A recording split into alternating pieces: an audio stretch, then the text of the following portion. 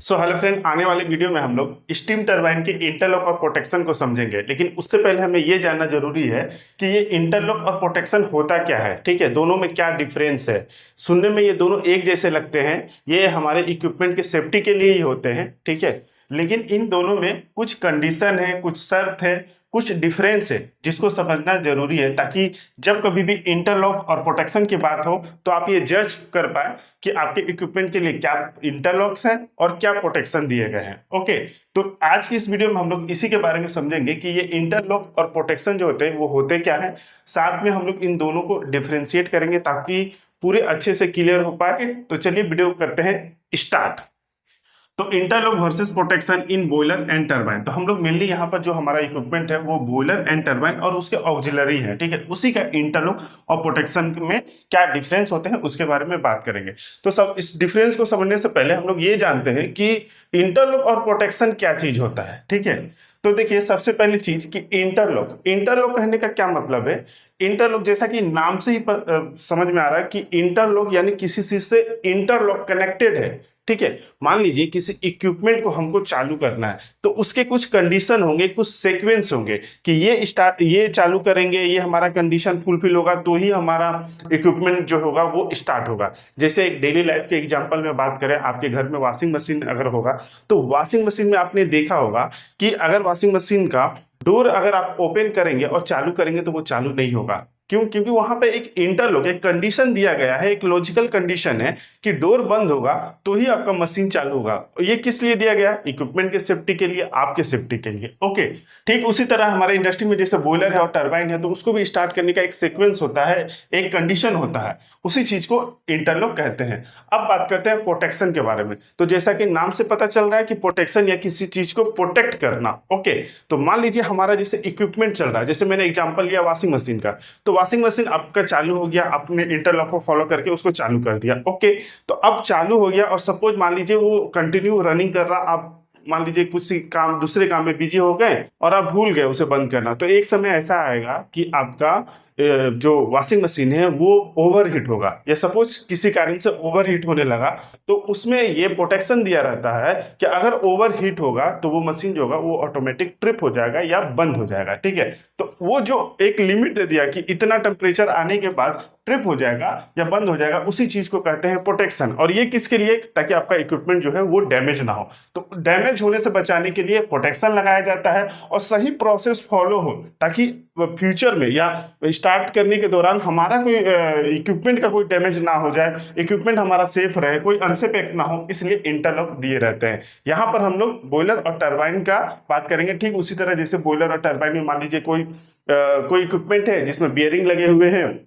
तो बियरिंग का एक सेफ्टी के लिए और उसके इक्विपमेंट के सेफ्टी के लिए एक निश्चित टेम्परेचर दे दिया जाता है। मान लीजिए 90 में अलार्म वैल्यू है और 100 में ट्रिपिंग वैल्यू है, तो 100 का वो जो ट्रिपिंग वैल्यू है, ठीक है, सपोज समझने के लिए हम बता रहे हैं, ठीक है, अलग अलग इंडस्ट्री में अलग अलग ये वैल्यू होते हैं। तो उस बियरिंग का जो मान लीजिए 100 टेम्परेचर आएगा तो वो ऑटोमेटिक ट्रिप हो जाएगा, उसी चीज को कहा जाता है प्रोटेक्शन। ओके, तो आई होप क्लियर हो गया होगा कि इंटरलॉक और प्रोटेक्शन में क्या ये बेसिक डिफरेंस है। ओके, किसको कहते हैं इंटरलॉक और प्रोटेक्शन। अब इसके डिफरेंस को हम लोग समझते हैं। पहला क्या डिफरेंस है, तो interlock is a logical condition that must be meet to allow operation, यानी किसी भी इक्विपमेंट को चालू करने से पहले हमारा एक लॉजिकल कंडीशन होना चाहिए और वो मस्ट बी मीट मतलब एकदम फॉलो होना चाहिए, तभी वो ऑपरेशन हो पाएगा।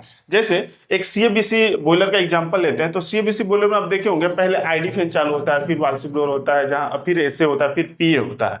ठीक है, जहां पर ये सीक्वेंस फॉलो किया जाता है। कहीं पर आप पीए पहले देखे होंगे, फिर एसए देखे होंगे, हम पहले एसए को मान के चलते हैं। ठीक है, एज पर डिजाइनर। तो ये एक सीक्वेंस होता है, इसी सीक्वेंस को हम फॉलो करेंगे तो हमारा इक्विपमेंट जो होगा वो सेफ होगा, ये अनसेफ एक्ट नहीं कहलाएगा। और अगर मान लीजिए हम इधर उधर करते हैं तो हमारा ये परमिसिव ही नहीं आएगा, यानी एक लॉजिकल कंडीशन दे दिया कि भैया आप ये करोगे तो ही आपका इक्विपमेंट जो होगा वो चालू हो जाएगा, तो उसी चीज को इंटरलॉक कहते हैं। प्रोटेक्शन क्या है? Protection is a safety mechanism that automatically trip the equipment during abnormal condition. मान लीजिए कोई इक्विपमेंट चल रहा है तो ये एक सेफ्टी मैकेनिज्म है जिसमें अगर मान लीजिए कोई एबनॉर्मल कंडीशन आया, जैसे मान लीजिए बियरिंग का टेम्परेचर हाई आ गया, ओके, आपका मान लीजिए ऑयल का, जैसे टरबाइन में अगर ऑयल प्रेशर जो होगा वो लो लो हो गया, तो वो एक क्या होगा, एक एबनॉर्मल कंडीशन आ गया, और उस कंडीशन में ऑटोमेटिक ट्रिप होने का सिनारियो जो है, वो लॉजिक जो है, वो सेफ्टी मैकेनिज्म जो है वो दिया रहता है, उसी चीज को प्रोटेक्शन कहते हैं। ओके, नेक्स्ट है इट एक्ट बिफोर और during operation to prevent unsafe act. ये कब एक्ट करता है, तो हम इक्विपमेंट स्टार्ट कर रहे हैं उस दौरान, ड्यूरिंग ऑपरेशन, जैसे मान लो ऑपरेशन के दौरान कुछ सीक्वेंस होंगे, या हम जब स्टॉप कर रहे हैं कोई इक्विपमेंट, तो उस दौरान भी एक सीक्वेंस होता है, ताकि हमारा कोई अनसेफ अनसेफ जो है वो एक्शन ना हो, तो उस समय ये एक्ट करता है इंटरलॉक। ये कब एक्ट करता है, तो ये ड्यूरिंग ऑपरेशन, कोई इक्विपमेंट ऑपरेशन कर रहा है, यानी कि वो रनिंग मोड में है, चल रहा है, और वो उस समय कोई ऐसा पैरामीटर जो है वो जो अपने ट्रिप वैल्यू को क्रॉस कर रहा है या डेंजरस लिमिट को क्रॉस कर रहा है, तो उस समय ये एक्ट होता है और ये ऑटोमेटिक ट्रिप हो जाता है। ओके, नेक्स्ट है it purpose to prevent incorrect operation और अनसेफ स्टार्ट या स्टॉप। ये इसका पर्पस मेनली क्या है कि आप सही तरीके से इक्विपमेंट को स्टार्ट करें, ठीक है, अनसेफ स्टार्ट और स्टॉप ना हो, इसलिए इसका उपयोग किया जाता है इंटरलॉक का। इसका क्या है, it purpose to protect the equipment damage. ये रनिंग इक्विपमेंट है, मान लीजिए वो प्रोटेक्शन नहीं देंगे, अगर बियरिंग टेम्परेचर हाई जा रहा, ट्रिप नहीं हुआ, तो क्या हुआ, बियरिंग टूट जाएंगे, बियरिंग टूटेंगे तो इक्विपमेंट भी फेल होने का चांसेस रहेगा। तो एक छोटी सी जो माइनर एक मिस्टेक होने वाली थी, उससे एक ह्यूज अमाउंट में लॉस हो जाएगा। ओके, तो इसलिए ये प्रोटेक्शन जो है वो दिए रहते हैं, ताकि कोई डैमेज वगैरह ना हो। ओके, नेक्स्ट है in this block the action. इसमें देखेंगे यदि अगर आप इंटरलॉक को फॉलो नहीं करेंगे, तो जो एक्शन होगा, यानी जो स्टार्ट परमिशन होगा, वो ब्लॉक हो जाएगा। ओके, इसमें क्या होगा, ये ऑटोमेटिक ये ट्रिप द इक्विपमेंट और रिलेटेड सिस्टम इमीडिएटली। अगर मान लीजिए पैरामीटर क्रॉस कर रहा है, तो ऑटोमेटिकली ये जो है वो तुरंत ट्रिप करवा देगा। ठीक है, नेक्स्ट है operator must correct condition before proceeding. अगर मान लीजिए कोई सीक्वेंस फॉलो नहीं हो रहा, तो ऑपरेटर को आपको आगे में प्रोसीड करने के लिए, इक्विपमेंट को स्टार्ट करने के लिए उसे करेक्ट करना है। अगर कोई गलत ऑपरेशन कर रहा है, तो उसको करेक्ट वे में स्टार्ट करना, तो ही आगे प्रोसीड हो पाएगा। इसमें क्या है, इट विल बी ऑटोमेटिक। ये ऑटोमेटिक होता है, इसमें कोई ऑपरेटर की जरूरत नहीं पड़ती है।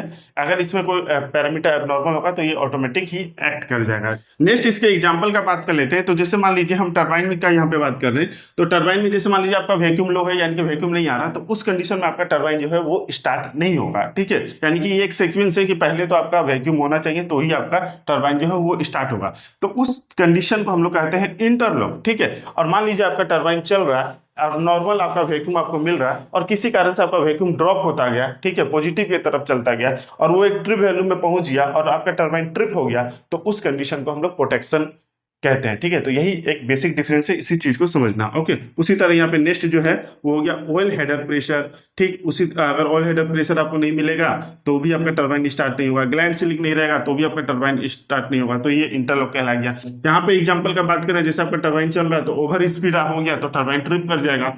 हाई वाइब्रेशन हुआ, तो आपका ट्रिप हो जाएगा। हाई बियरिंग टेम्परेचर होगा, तो आपका ट्रिप हो जाएगा। इस तरह से कई सारे इंटरलॉक और प्रोटेक्शन होते हैं। ओके, तो यही हो गया इस वीडियो में एक बेसिक सा इन्फॉर्मेशन इंटरलॉक और प्रोटेक्शन के बारे में। आई होप कि ये वीडियो आपके लिए काफी इन्फॉर्मेटिव रहा। वीडियो अच्छा लगता है तो प्लीज वीडियो को लाइक जरूर करें, और ऐसे इन्फॉर्मेटिव वीडियो के लिए चैनल को सब्सक्राइब करें। मिलेंगे नेक्स्ट वीडियो में, तब तक के लिए जय हिंद।